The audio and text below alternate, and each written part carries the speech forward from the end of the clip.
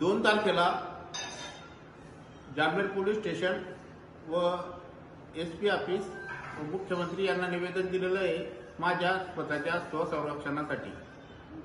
कारण जामनेर तालुक्यातील ही जी विकृती आहे यांचे बरेच पुरावे माझ्याकडे आहेत व त्यामुळे माझ्या जीवाला धोका आहे।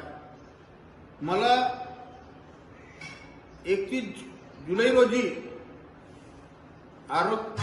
बालब्रह्मचारी म्हणणारे रामेश्वर नाईक यांनी व्हॉट्सअप कॉल करून जीवे मारण्याची धमकी दिली, हा त्याचा पुरावा आहे।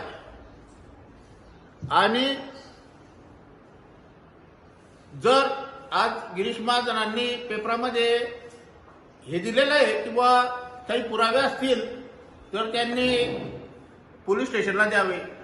मला पुरावे पोलीस स्टेशनला देण्याची गरज नाहीये, कारण मला फक्त बटन दाबायचं काम आहे।